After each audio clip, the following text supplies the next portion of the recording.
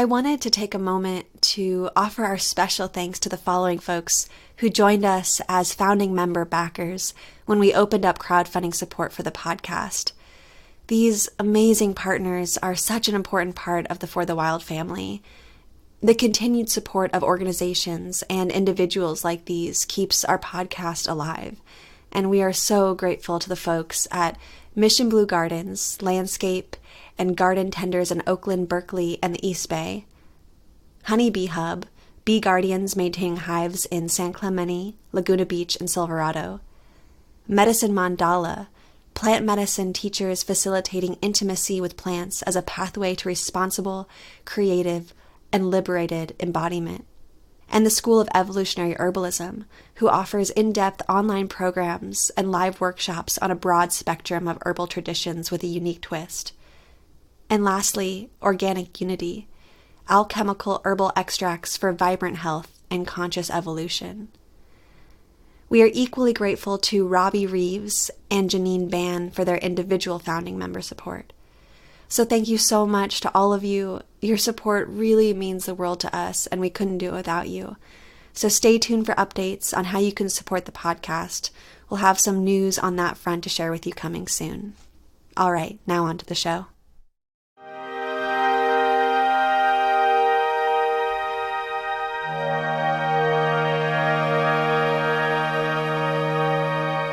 It's clear that given the threats that the world is facing at the moment, nothing short of a miracle will save us. But it's also clear that the path that we've travelled with so far is littered with miracles. It's just miracles every step of the way.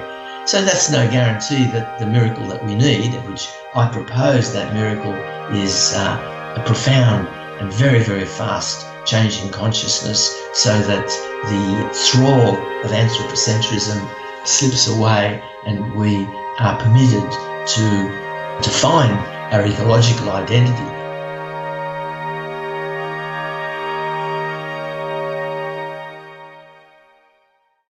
Hello and welcome to For the Wild podcast. I'm Ayana Young. Today we are speaking with John Seed. John is the founder and director of the Rainforest Information Center in Australia, which has engaged in the protection of rainforests worldwide. Since 1979, he has been involved in direct actions which have resulted in the protection of the Australian rainforests. He has since created numerous projects protecting rainforests throughout South America, Asia, and the Pacific. In addition, he is an accomplished songwriter, filmmaker, and author, writing and lecturing extensively on deep ecology and conducting re-earthing workshops for the past 25 years. John co-authored Thinking Like a Mountain, Towards a Council of All Beings with Joanna Macy, Pat Fleming, and Arnie Nass. His most recent project with the Rainforest Information Center focuses on the protection of Ecuador's rainforest in the Los Cedros Biological Reserve. Well, John, it is such a joy to be able to share this conversation with somebody who has spent their life feeling the earth, respecting the forest's intelligence, and listening to and being called into action by the despair and pain our earth bodies are experiencing. So thank you for your dedication and wisdom in this time of great unraveling and just transformation. Thanks for inviting me, Ayana, and thanks for the podcast. Yes, absolutely. It's my honor. So back in 1979, when you first began taking direct action in defense of the rainforest in Australia, you heard the trees screaming for help. You wrote, quote, "If I went to see a psychiatrist and said that I heard the earth screaming, wouldn't my experience be reduced to purely personal pathology, ? It would show that there was something wrong with me," end quote. But of course, we know that these screams so many of us are hearing are extensions of ourselves, calling to be saved, calling us into action. Do you believe dominant culture has made any meaningful steps in acknowledging the environmental crisis, or are we still trapped in our understanding of pain, a symptom of a personal pathology? I think both. I mean, I think that there have been some meaningful steps, but clearly nothing like enough, not within an order of magnitude of enough. And the reason for that is, as you say, that we don't recognise that our feelings calling us to the protection of this, our larger body. Mm-hmm. My teacher, Joanna Macy, first made it clear to me, I guess it's more than 30 years ago now, that we live in a culture where there is a profound denial of many of our feelings, that we are taught from a very early age to suppress our grief and rage and terror. Among the many consequences of this is the fact that a huge part of our intelligence is suppressed at the same time. I guess one thing that you could say about everyone who's listening to this program is that each and every one of us can say without a shadow of a doubt that over the last 4 billion years or so, every single one of our ancestors was intelligent enough to reach the age of being able to reproduce itself before it was consumed. So that's an unbelievable pedigree of success and of intelligence. And in every generation that's selected for that intelligence, that any mammal that runs towards something wagging its tail when it should be running away as fast as it can doesn't leave its genes in the gene pool. So 99.999999% of that intelligence took place before we developed this bulge above our nose that allows us to think our way through the world. So we've imagined now that intelligence only talks about our thinking, but that thinking intelligence is the tiniest fragment of our larger intelligence, and that larger intelligence is what we call feelings. That's how animals make the right decision, is that they feel their way into it. We can call it instinct, we can call it intuition, it doesn't matter what you call it. What we call feelings in ourselves is what remains of that ancient intelligence that has stood the test of time. So our thinking intelligence, I'm not dissing that. Yes, it's very beautiful and a definite step forward. However, unless it is supported by feelings, it's sterile. It doesn't lead anywhere. When we say, I was moved to participate in something, I was moved to stop that from happening. When we say that I was moved to do something, we're not talking about thoughts. We can think anything and it makes no difference. Unless we feel some passion, we're not going to get involved. We're not going to do anything about it. And so it's kind of means that 35 years ago, when I became involved in the environmental movement, I thought that our job was to raise awareness, that once everyone was aware of what was going on, everything had changed. But wrong. Now everybody does know what's going on. Very little has changed. And I propose that the reason for that is that we don't feel what's going on. We only know what's going on. And knowing what's going on leaves us feeling helpless, hopeless. What can one person do anyway? It's probably too late, and so on and so on. I feel that Joanna's work, and that especially that part of her work that she calls honouring our pain for the world, is central to us being able to move forward. We understand the directions that we need to go, but we seem to be incapable of getting there. And it's the absence of passion, it's the absence of rage, it's the absence of terror, and it's the absence of overwhelming grief for what's happening to our world that stands in the way. I really agree with you that awareness and information and statistics aren't enough. They're not working. If they were working, we would have dealt with climate change and deforestation and resource extraction and pollution 50, 60 years ago. We've had the information for a really long time, but I think that we're able to compartmentalize it, and also we're not only compartmentalize it, but we, a lot of times these intense resource extraction projects are put in somebody else's backyard. So we aren't feeling it because we aren't looking at it every day. Even with a lot of logging projects, they'll leave a buffer zone on the road and they'll clear cut just a couple 100 feet in where people can't actually see it. They're not feeling it, especially people who are in suburbs or cities who they're not face to face with the collapse of salmon or face to face with the melting glaciers if they're not seeing them. And, even myself, when I read about things happening in Louisiana with the Bayou Bridge pipeline, for instance, it's hard to always feel when we're not in direct connection. But of course, there's strategy behind that. And I really appreciate you bringing that up. I wanted to talk about this blockade at Tarania Creek that you were a part of back in 1979, which set precedent for taking direct action to protect rainforests across the world.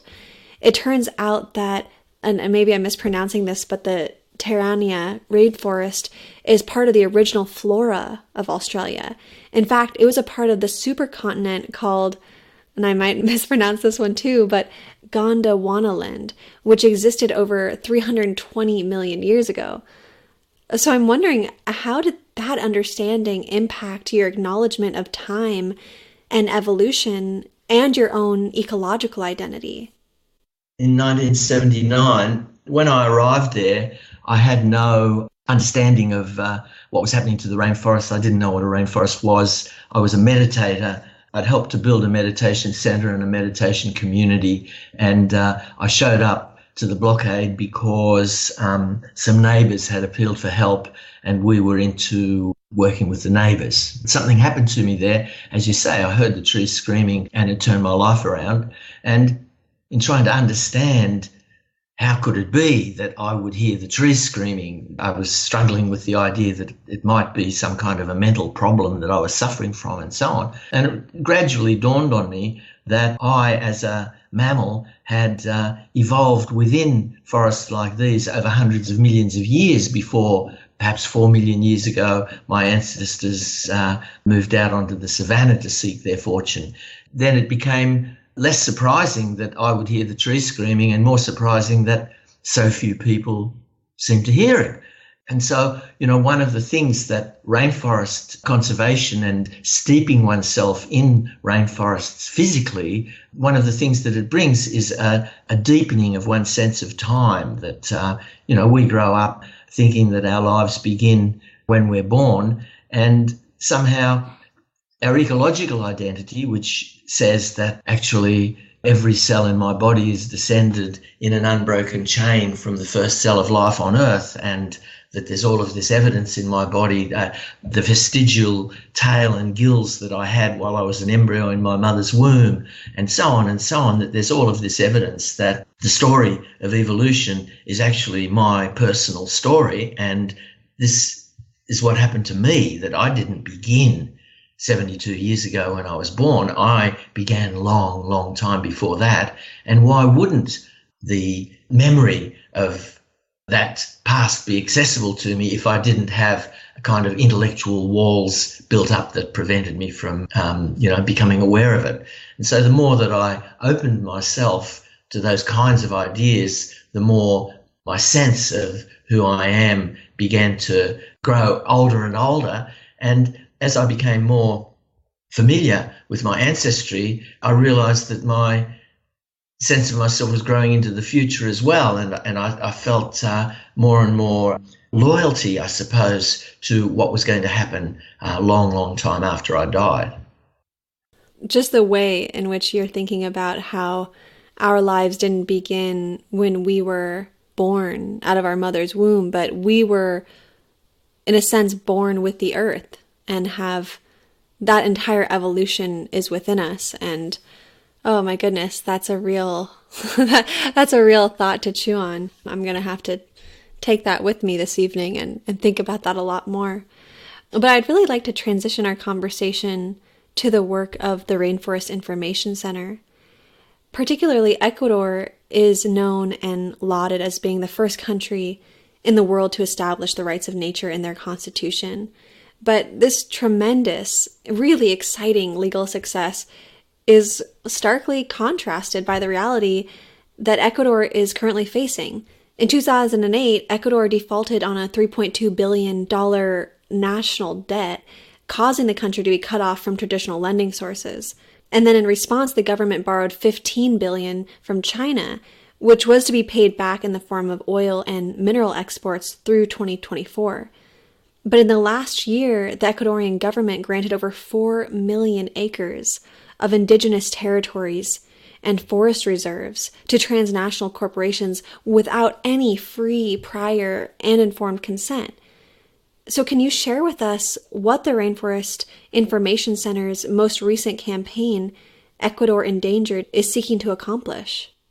Yes, we're seeking to accomplish, in particular, to overturn the government's recent decisions that have handed over these millions of hectares of what has up until now been protected rainforests and cloud forests throughout the country, and indigenous reserves that were also protected, to hand them out as mining leases to corporations from Australia and Canada and Chile and you name it, China, of course. As part of that, we'd like to revitalise that spirit within Ecuador that led to Ecuador becoming the first country to enshrine the rights of nature in its constitution. And that undertone is still there, of course, in the country, but it's been swamped by severe financial concerns and changes of government and corruption. Of course, the last vice president went to jail late last year for, I forget, 7 years or something for corruption. His department was the one that was responsible for handing out these mining leases and so on and so on. I mean, our work has largely been to raise money for civil society in Ecuador, where there are really good people who are struggling against this, and to try to help them to raise the conversation in Ecuador as to what is development, and is this really the way that we need to go to tear the country up in this kind of way. As Australian mining companies have been handed more of these concessions than the companies from any other country in the world, it gives us the opportunity to attack these companies back at home. And a few months ago, I was outside the headquarters of BHP, Broken Hill Proprietary Limited, the largest mining company in the world, in Melbourne. We, locked down and shut that building down for a day, and trying to raise awareness within Australia about the behaviour of our companies overseas. Thank you so much for doing that. Just to think that indigenous peoples of Ecuador have spent decades fighting extractive industry. In response, the Ecuadorian government has persecuted over 200 indigenous activists under anti-terrorism laws. This, of course, doesn't even begin to account for the countless activists who have been targeted, brutalized, and murdered by police forces. So I have this train of thought, what are the dynamics of international organizations and activists standing with indigenous activists and on behalf of the rainforest? And how do you navigate these instances where international actors are privileged in that their lives are not in direct threat from the opposition? Is this degree of separation one reason why it's so imperative for the global community to get involved in these issues? And then at the same time, how does an organization like Rainforest Information Center maintain clear and open communication about the needs of communities who are experiencing violent retributions firsthand? Well, there's no easy answer to questions like that. I guess the answer is we do what we can. Our hope is that if we can create the sense, and hopefully the reality, that the world is watching, that the danger to Indigenous activists will be less. And however, given the number of activists being murdered on a regular basis in Ecuador and many other countries in South America and many other countries in the global south, there's no way to feel like we've been very successful in that. And I guess one of the things that I would add is that we try to be very careful not to sort of goad people in countries like Ecuador into doing anything. We try not to take the lead. We try not to make suggestions about do this or do that, but rather to hang back in a support capacity where they're the ones who are going to be facing the dangers, and they're the ones who understand what's going on the ground, and we wait for them to take a position, to take a stand, to make a move, and then we see how we can support them in that, rather than, there's always the the danger of some kind of eco-imperialism, and the groups and the indigenous people in Ecuador are very aware of that. And so we just try and be very aware of it ourselves and understand that we are best positioned entirely to support. So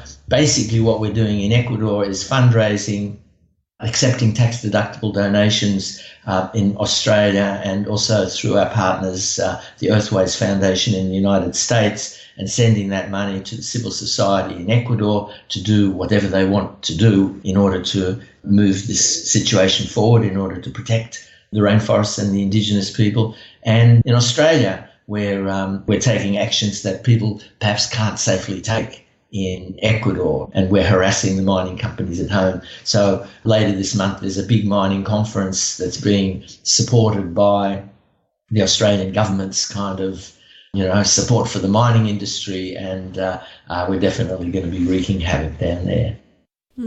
I'm so happy to hear that. And yeah, it's such a very devastating and tender situation when activists are threatened, their lives threatened, their children's lives threatened. And it's really not something that we face in the same way at all here in the United States. And I feel extremely grateful that to be an activist here, although there are some dangers, it's nothing compared to our fellow activists in other countries. So I appreciate your work trying to support them. To keep in the Ecuadorian conversation, last June an Ecuadorian court suspended the mining activities of a Chinese corporation in the Caja Nature Reserve, citing that the corporation had failed to consult the communities as required by the UN Declaration on the Rights of Indigenous Peoples and Ecuador's constitution. This is the first time in the country's history a court has ever shut down a mine. And in January of 2018, Ecuador's mining minister resigned following the demands of indigenous and environmental activists that he step down. So who do you think will prevail in Ecuador? And do you see Ecuador being able to follow the footsteps of, say, Costa Rica, who banned open-pit mining in 2010? Well, that's certainly our hope, and that's, our proposal to Ecuador is that this can be done, that Costa Rica has better economic indicators than Ecuador, in spite, or perhaps because of having shut down open pit mining, because of course all of the mining profits end up in other countries. They don't end up in Ecuador or Costa Rica.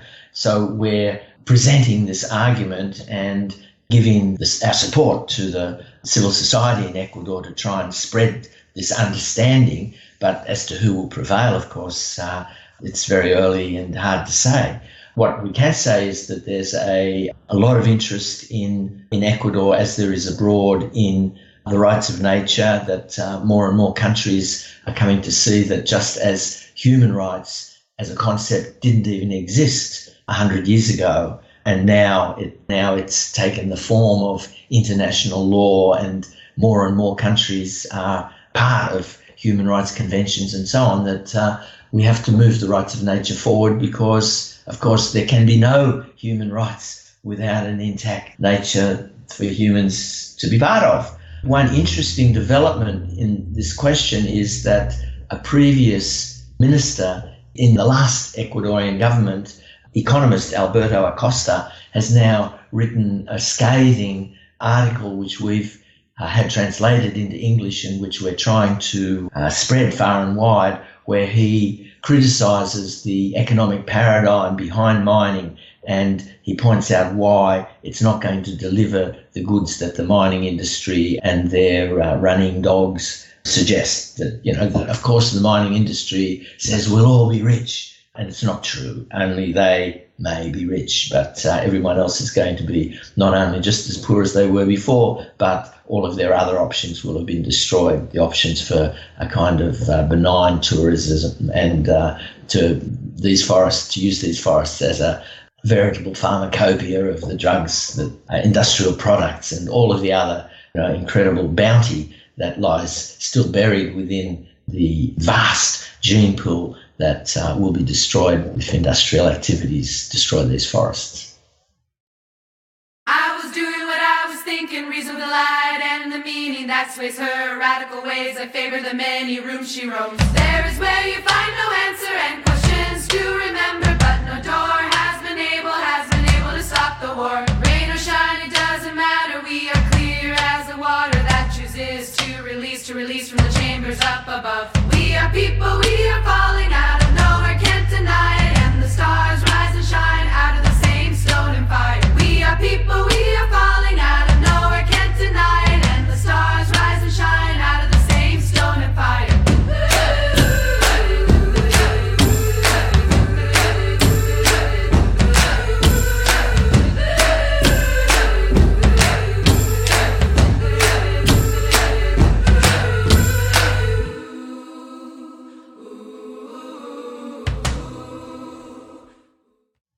It's just insanity. And to even think that, I mean, luckily this other mining operation that we were just speaking of was shut down, but the fact that there was mining activity in a nature reserve.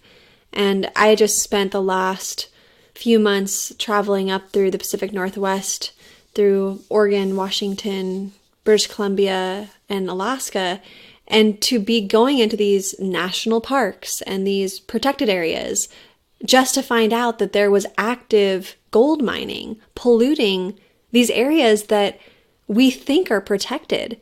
It's insanity. It's insanity that we're going into the last remaining intact places on Earth and not just extracting. It's not just the extraction, it's all of the pollution that comes along with it. And it's just crazy because in so many ways, I know most of us think, oh, it's a national forest, it's a national park, it's protected. And really, you just peel a couple layers of that onion and you realize, no, not at all. It's not protected.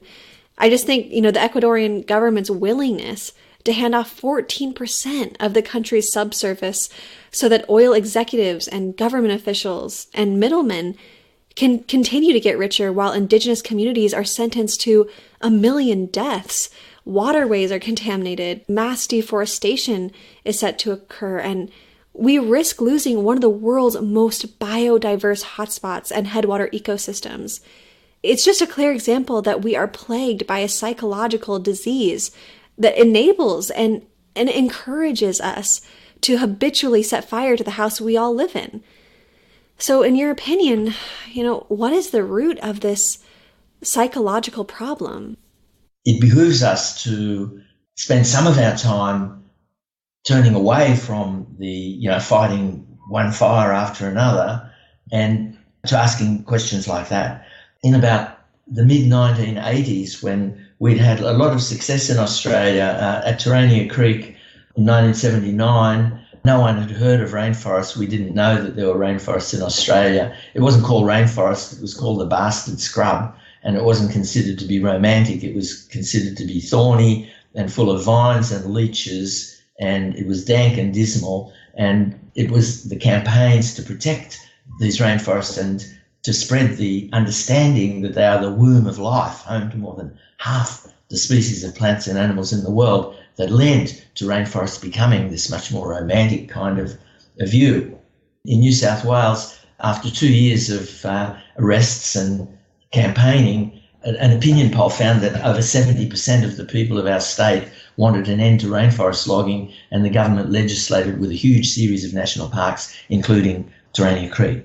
And from there we went to Tasmania. New South Wales's rainforests are subtropical rainforests. Tasmania has temperate rainforests, and we did a huge campaign there. More than 3,000 people came from all over the country to this remote wilderness to blockade a dam that was being built. More than 1,500 people were arrested at that action, and we stopped that dam. The following year, we went up to far north Queensland to protect the tropical rainforests, and once again, national parks and eventual World Heritage listing rewarded us. However, during that time, basically the first half of the 1980s, for every forest that was being saved worldwide, 1,000 forests had disappeared. And it became clear to us that there was no way to save the planet one forest at a time. Of course, these kinds of actions, blockades and so on are really important and incredibly satisfying for the participants, but for the future of the world, they'd be of no significance at all unless we could find a way to address this, what you rightly call psychological or spiritual disease that allows us to imagine that we can somehow profit from the destruction of our own life support systems. Paul Ehrlich said, we are sawing off the branch that we're sitting on. Doesn't matter how much the timber in that branch is worth, clearly a foolish move. And that is what we're doing. So how can this be? How can Homo sapiens, the intelligent ape, how can it be so stupid as to be doing something like this? Clearly we have the technology to flourish without sawing off the branch that we're sitting on. Why aren't we doing it? And the more I thought about this in the mid-80s, the more urgent the quest became. So it was with a huge sense of relief in about 1985 or 86 that I came upon a philosophy of nature called deep ecology. And for the first time, I felt that my questions were being answered in a plausible way. So the term deep ecology was coined by the late Arne Næss, professor of philosophy at Oslo University, and himself an environmental activist and direct actions blockades. He chained himself to the side of a fjord to stop it from being dammed, and so on. And according to him, underlying all of the symptoms of the environmental crisis, we find the illusion of separation between human beings and the rest of the natural world. The illusion of separation. So this might sound a little bit mystical perhaps, but all you have to do to understand how down to earth what he meant is hold your breath for 5 minutes while you think about it. In other words, it's not something particularly mystical. It's very, very practical. It's very biological. We can't exist for even 5 minutes without inviting the environment inside ourselves. In fact, we are constantly cycling the environment with every bite of food, with every drop of water, with every breath of air. There is no out there for our pollution to go. It's all in here. We are inside this vast cycle, and there's a failure of identification, and we fail to understand that there is no separation. There cannot possibly be any separation. We are inextricably embedded in this living world, and we have no independent existence. So intellectually, nowadays, this is not much of a stretch. But Arne Næss pointed out that the anthropocentrism or human-centeredness that underlies this illusion of separation, anthropocentrism, the idea that human beings are the center of everything. We are the crown of creation. We are the measure of all being. The world was created by God as a kind of a moral testing ground for one species, us, and everything else is just scenery, is just bit players on the scene. Humans are to subdue and dominate nature, and nature is to be in fear and trembling of us.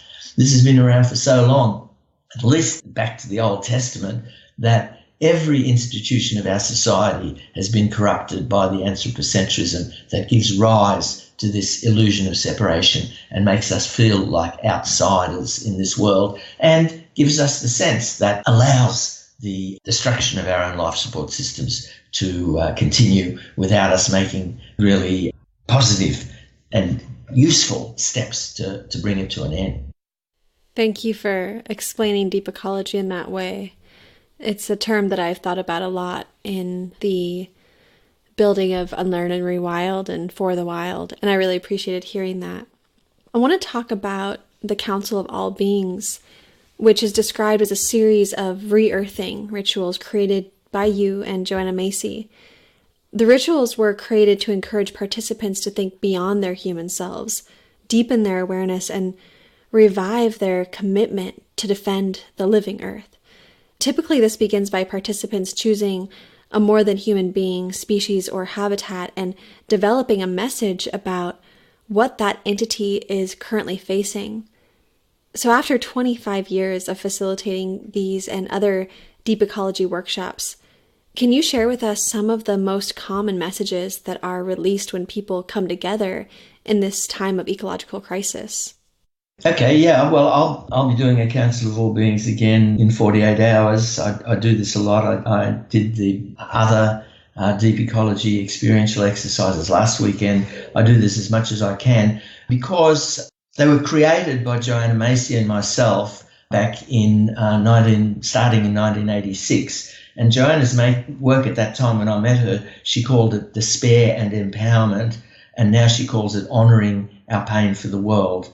And so before we go into the kind of experiential deep ecology, such as the Council of All Beings, we always first have a circle, a despair circle, where the participants are encouraged and given a safe container for us to safely express our deepest feelings of anguish and rage and terror about what's happening to our world and what we see going on. And the kind of things that you can never say in polite company, it brings everybody else down. There's a taboo against that kind of expression. You never hear it said. And so these circles are always stunning in you finally, have this sense that you're hearing, what's been at the bottom of your own heart for so long and never gets a chance, is never invited to express itself. And only after that do we allow ourselves to go into other processes like the Council of All Beings. And so in the Council of All Beings, each participant finds an ally in the non-human world. And when I say finds an ally, the best way to do that is to be found by the ally. So if we have enough time and if we're in the right place, we go out into nature alone, calling out to the world, hey, I'm going to be in the Council of All Beings in an hour, and I'm available to speak for you. Is there anyone out there has anything to say who would like to have a voice in the Council of All Beings? Because I'm available and unoccupied at the moment. And we wait and see what comes to us. And of course, if nothing comes to you, then at the end of the hour, you can just choose your ally. That's fine too. But often in a later sharing, we discover that for some people, that process of experiencing oneself being approached by some other energy than what we normally think of as being ourselves, and being, invited to represent that being in the Council of All Beings is the most important piece for those people. Anyway, eventually we all get back together again. We create rough kind of masks. We'll just use a paper plate and cut out a couple of eye holes, and we'll have some crayons and some string. We'll all walk through a ceremonial kind of gate to enter the Council of All Beings, and then conversation begins. We go round once and introduce ourselves. I am Tiger, I am Mycorrhizae, I am the Milky Way galaxy. Basically, everyone is invited to the Council of All Beings except humans. That's the way I do it anyway. I think Joanna Macy still invites humans to the Council of All Beings because obviously humans are part of the council. In fact, that's the whole reason for doing this work, is for humans to understand that they are a playing member of the Council of All Beings. But I've just had bad experience with human beings in the council. They take up all the space. And so we hear lots from humans. Here's a chance for everyone else to be heard. And so we gather in council, and there's no facilitation at that point. It's just a conversation takes place, and we always hear things that we've never heard before. It's a very moving kind of experience, the Council of All Beings. And it's not that we end up believing that actually was the spirit of iguana that spoke, but somehow by putting aside our human identity and inviting some other identity to speak through us, it unleashes a kind of a creativity that, as I say, there are always profound conversations between these different creatures and different places and so on that make us very, very thoughtful afterwards. So that's the Council of All Beings itself. Joanna now calls this work the work that reconnects. So she doesn't use the term deep ecology that much because there was a lot of controversy some decades ago where fights between deep ecology and ecofeminism and this, that, and the other thing. And she just, anyway, she calls it the work that reconnects. And the cycle of that work is it starts from gratitude. We start by rooting ourselves in remembering how grateful we are just to be here and to have this incredible opportunity to be alive and to meet with each other like this. It then moves into honouring our pain for the world, and then moves into what Joanna calls seeing with new eyes. And the Council of All Beings is one of the processes that allows us to see with new eyes. And then finally, we go into going forth, which is there is always an experience of a deepening of our ecological identity, and also an experience of incredible connection with the other people that we've shared this with. So going forth is like, how do we take our new vision and understanding back into our lives with us? And then finally we end up with gratitude again.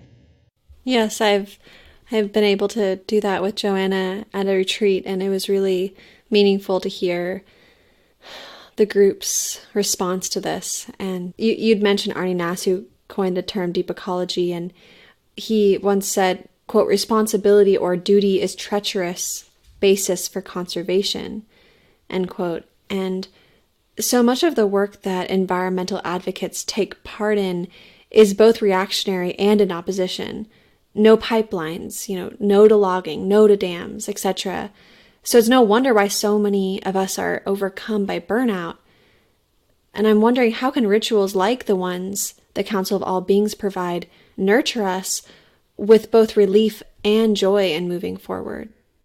Very good question, Ayana. And that they are an antidote to burnout. And how they do this, I'm sure the answer is much larger than I've been able to understand so far. But one of the ways that they do it is that they allow us to celebrate by doing our honouring the pain for the world, by allowing ourselves to express our deepest anguish and grief about what we see going on, by bearing witness honestly to the terror that we feel at the kind of political and other events that are sweeping the world towards oblivion, it would seem.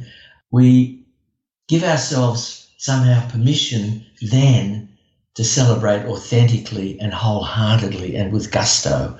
And so there are a lot of people who attempt to celebrate while in denial, but it's like being on quicksand. There's part of us that knows that underneath that celebration there's this unexpressed fear, there's this unexpressed anguish. But once we've expressed the fear and the anguish, then we're free to celebrate without restraint. And it's like, wow, we have been 13.7 billion years, this universe has been evolving, 4.5 billion years I have been evolving on this beautiful planet, and here I am now, a human being, at the point when the universe has become conscious in us human beings, has become conscious in a way that the universe can now turn around and look over its shoulder and gasp in awe and wonder at the trail that it has trod, that we have this incredible vantage point through our sciences, through astronomy, through cosmology, to see the enormous scope of the universe, and to see, as Brian Swim said, this planet used to be nothing but molten lava, and now it sings opera. So it's like, yes, we are part of a universe that not only is able to move from molten lava to singing opera, but obviously has a propensity, or dare I say, a desire to do so. And when we consider the incredible miracles that the study of evolution reveals to us, I mean, fish learning to walk the land, give me a break. It's the actual story of how we come to be here is so much more astounding and unlikely than the most bizarre creation myth of an old man with a white beard, pulling a rib out of, and all the rest of it. That it's clear that given the threats that the world is facing at the moment, nothing short of a miracle will save us. But it's also clear that the path that we've travelled with so far is littered with miracles. It's just miracles every step of the way. So that's no guarantee that the miracle that we need, which I propose that miracle is a profound and very, very fast change in consciousness, so that the thrall of anthropocentrism slips away and we are permitted to find our ecological identity. Because, of course, once we identify rather than merely know our ecological selves, once we understand that we are not the spider in the middle of the web, but we're just one strand in that web, then we no longer feel like it's in our self-interest to be dismantling the web. It's only because we have a kind of a counterfeit sense of self that we could be making that mistake. So that's the miracle that we need, in my opinion, is for us to just wake up to who we really are.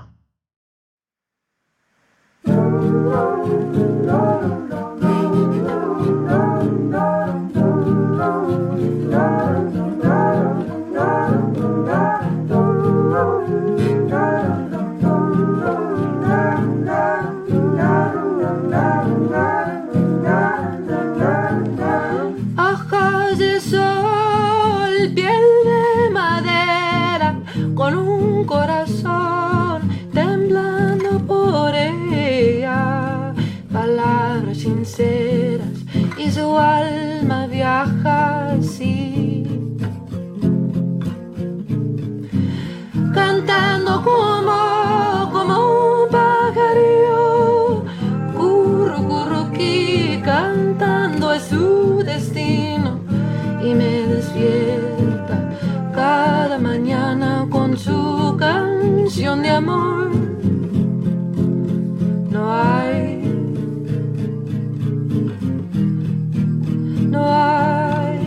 nadie como tú, es más. You've written, quote, while we were protecting forests, holes were appearing in the sky and humanity threatens to choke on our own exhaust gases and other byproducts of progress, end quote. Can you tell us about the dawning in which you realized that for every rainforest you successfully protected, hundreds were at the chopping block? How did you navigate the overwhelming understanding that the planet cannot be saved one issue at a time while still being able to dedicate yourself fully to the cause you are called to? And this is something I definitely struggle with. How I did it myself was kind of very personal, and I'm not sure whether it generalized, but the kinds of things that I did was to realize that I couldn't kind of work this out. I couldn't figure it out. There was not like a mathematical thing where if I was very careful, I would come up with the answer. It was like more like just like some kind of a life decision needed to be made.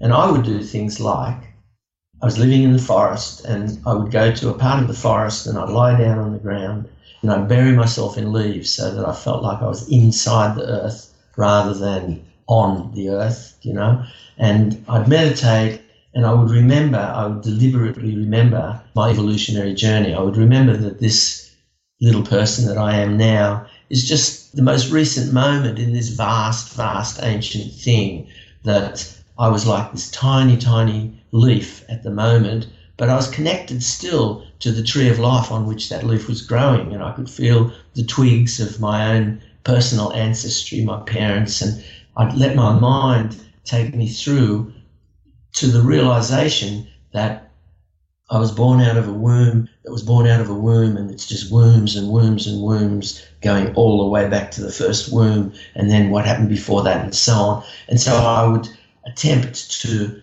sort of inhabit that, and then from that space and feeling connected to the earth and feeling part of the earth, I would ask this question: what am I going to do? What is there for me to do? And then I brush myself off, and whatever I felt like doing after that, that's what I do. I just follow my enthusiasm at that point. So that was my own very idiosyncratic way of making those decisions, because how can you decide? Are the whales more or less important than the rainforest, you know? Well, you can't, there's no answer to that, but I imagine that it's not like there's just one thing that everybody should be doing. There are 10,000 things that need to be done. And if we surrender to the larger whole of which we clearly are a part, it's like I am like one cell in the body of humanity, and humanity is like one cell in the body of the earth. And when I was an embryo, the cells started dividing, and one cell went on and started the liver, and another cell went on to start the brain. It's not like those cells had to decide what they were going to do. It was just like they just relaxed and surrendered, and they went to where they were supposed to be, and it all worked out. So I guess I'm working on the assumption that if we humans can let go of that illusion of separation, if we can let go of the anthropocentrism and surrender back to being merely one cell, in the body of the earth, then our enthusiasm will lead us to the most appropriate thing that we can contribute to the healing of our world. And I guess one other thing I'll add to that is Thich Nhat Hanh, the Vietnamese Buddhist monk who coined the term engaged Buddhism, a new school of Buddhism which doesn't retreat from the world but engages with the world as its spiritual practice. He was once asked by some students, they said, "Sir, what is the most important thing that we can do for the healing of our world?" And his answer stunned them. He said, "The most important thing that we can do for the healing of our world is to hear inside ourselves the sounds of the earth crying." What an amazing thing to say. So this suggests first that, you mean those cries that I hear inside myself might not be only my own personal biographical pain. My mother didn't breastfeed me for long enough, or whatever it was, that the therapist talks about. That could be the earth that we hear crying.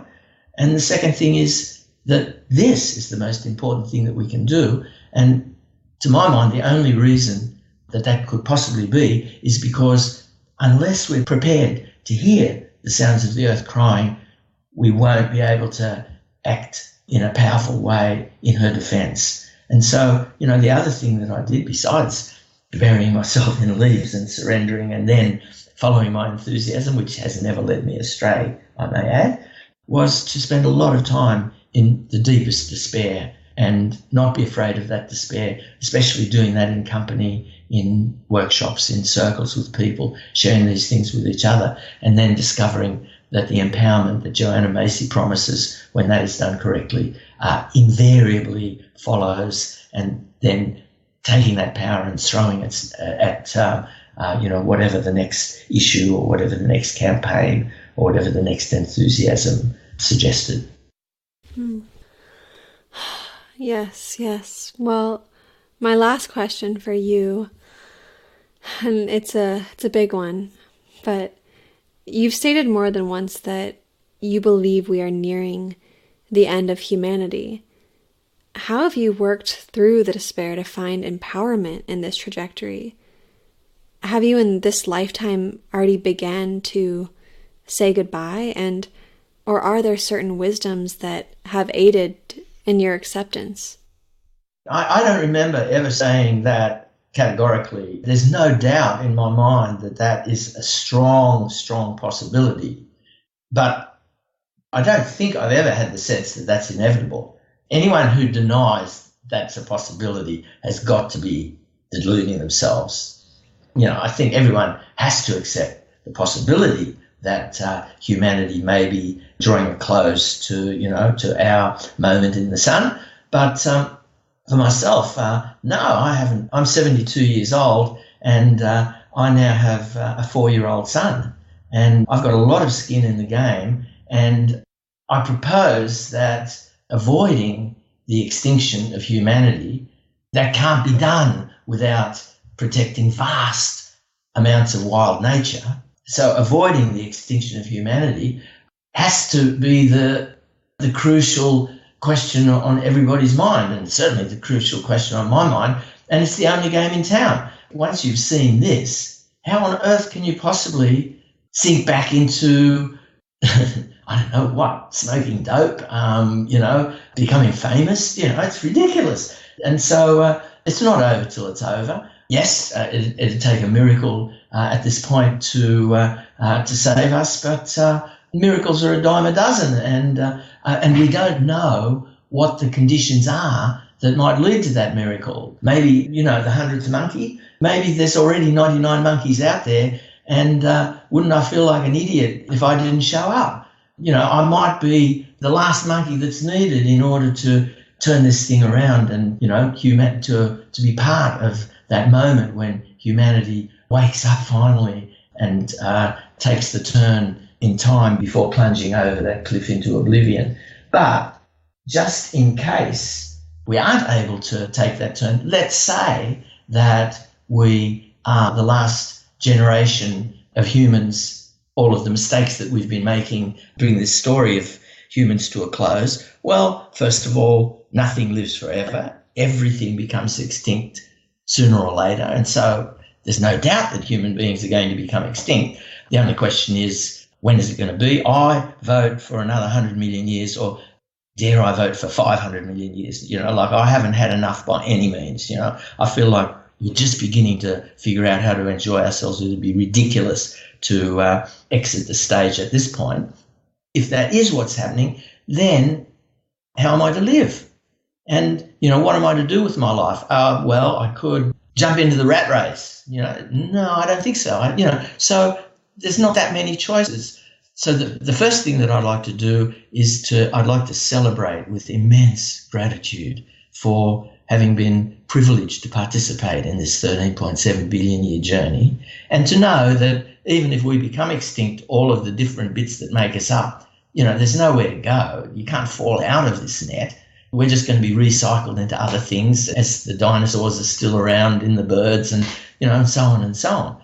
And by regularly doing the deep ecology work, I find that I can remain pretty upbeat nearly all of the time, and to be able to throw myself at the issues, to do whatever I can do to avoid that ultimate catastrophe. But what happens after that is none of my business, really. Well, thank you, John, so much for going into these deep questions with us and thinking aloud together. It's been a lot of depth in this conversation, and I really appreciate your time. And thank you so much for all your work over all these years. Thanks a lot, Anna.